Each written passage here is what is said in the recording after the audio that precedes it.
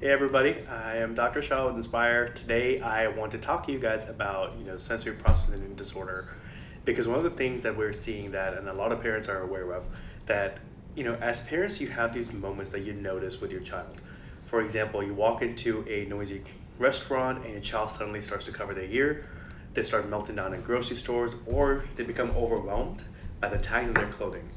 While some might dismiss these as behavioral issues or suggest that your child will just simply grow out of it, what if these reactions are actually signs of something deeper that's actually happening in your child's nervous system? See, what if understanding the neurological basis of overstimulation could help unlock the answers that you've actually been searching for and finally provide real, lasting solution for your child's sensory challenges?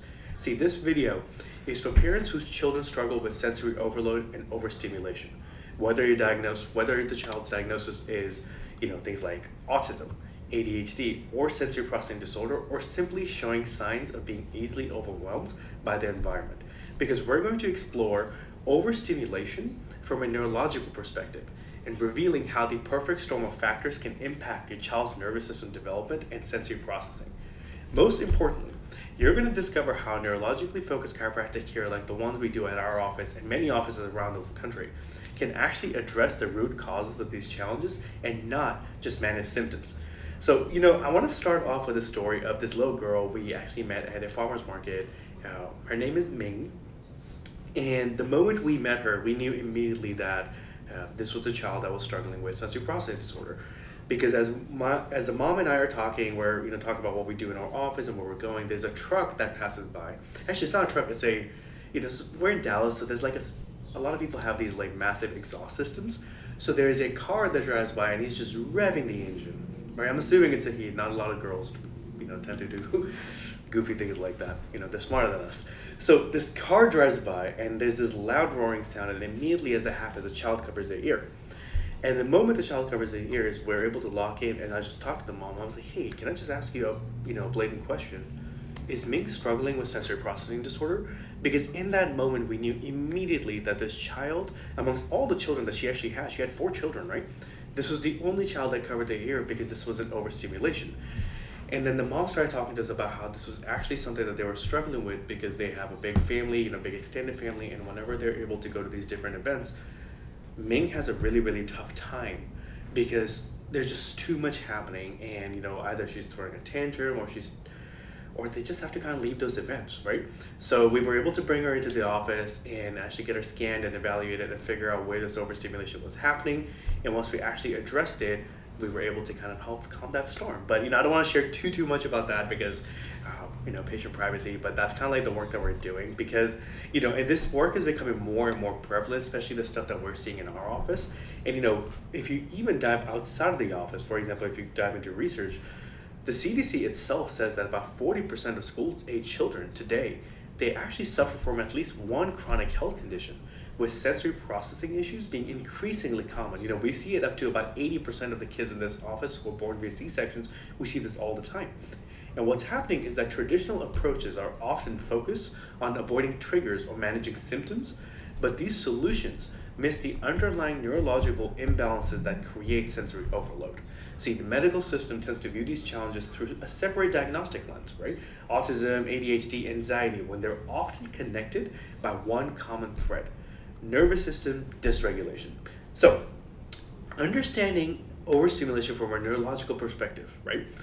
Overstimulation occurs when the brain receives more sensory input than it can effectively process. Think of it like 10 people talking to you at the same time. You can't process everything that they're saying, right? Especially if you're a mom, if all your kids are talking at the same time, don't you just say, hey, stop talking one person at a time? Well, the brain can't always do that if it's overloaded, right? So think of it kind of like a traffic jam in the nervous system. Too many signals are trying to get to her at once. And this isn't just a behavior thing, right, with your child. This is about how your child's brain and nervous system are functioning. So to dive deeper into it, for what's actually happening at a deeper level, the role of the autonomic nervous system is going to be the key system that actually helps your child regulate this thing.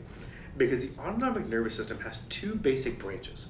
There's a sympathetic, which is the fight or flight, and parasympathetic, which is the rest or digesting. And when subluxation occurs, when the neurological lesion occurs, your children get stuck in sympathetic dominance. And this starts to create a cascade of effects, whether it's difficulty sleeping, digestive issues, emotional dysregulation. And this overstimulation can actually start even before they are born, what we call the perfect storm of factors that contribute to these sensory challenges. For example, prenatal stress can actually impact fetal brain development or sensory processing.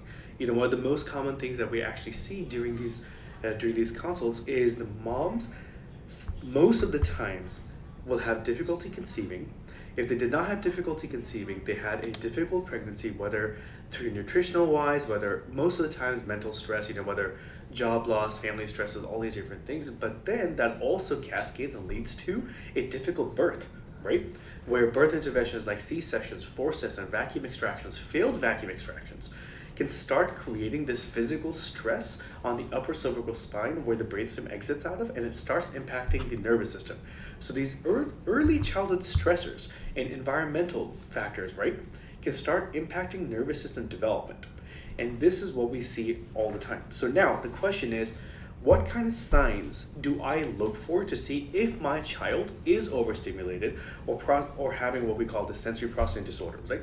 So it presents itself in a variety of symptoms. For example, that we don't like to focus on the symptoms, but symptoms are easier for parents observing to figure out if that's what your child's having, right? For example, things like headaches, nausea, fatigue. There's also emotional signs like irritability, anxiety, emotional outbursts. One of the things that we see all the time is parents will tell us that their children are wonderful in public, but they're kind of difficult at home, right? So a lot of times people don't even believe that this is a difficult child.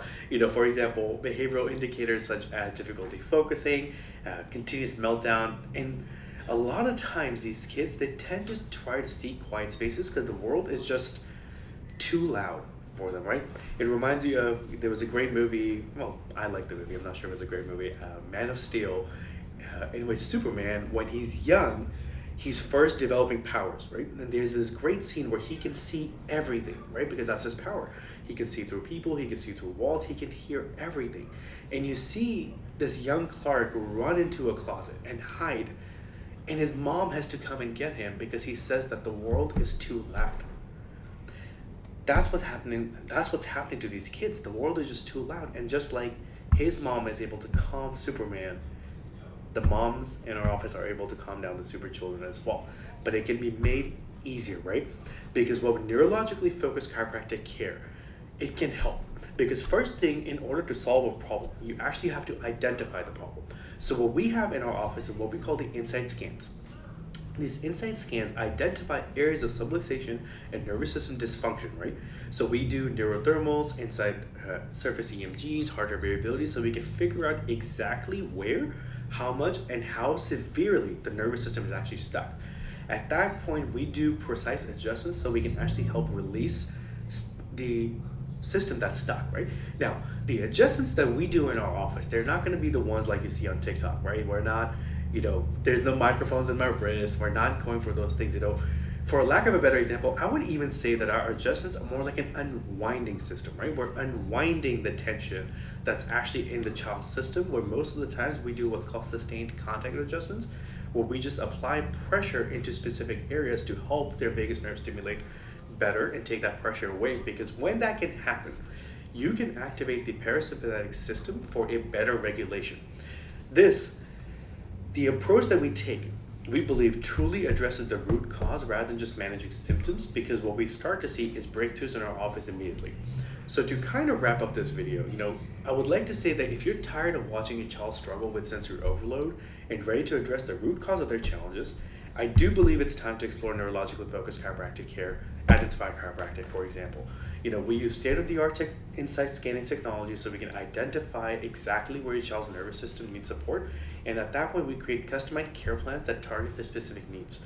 So the first step towards real lasting change is to measure how your child's nervous system is regulating and adapting, and this can be done at our office, right? This scan, by the way, is non-invasive, it's gentle, it can be done with the child sitting right next to you or even in your lap, especially with all the children that we see, right? There's a lot of times moms are just holding their children. So at this point, when we have this information, we can see how their sensory system is adapting to the world around them. how and where it is stressed, and most importantly, how we can help calm it. So if this video resonates with you and you are interested in getting a child scanned, visit the link in our bio or comment below to learn more. We would love to help your child experience the world without being overwhelmed by it, or just reach out if you have any questions at any times. Our information is, we're open with our information. So take care, guys.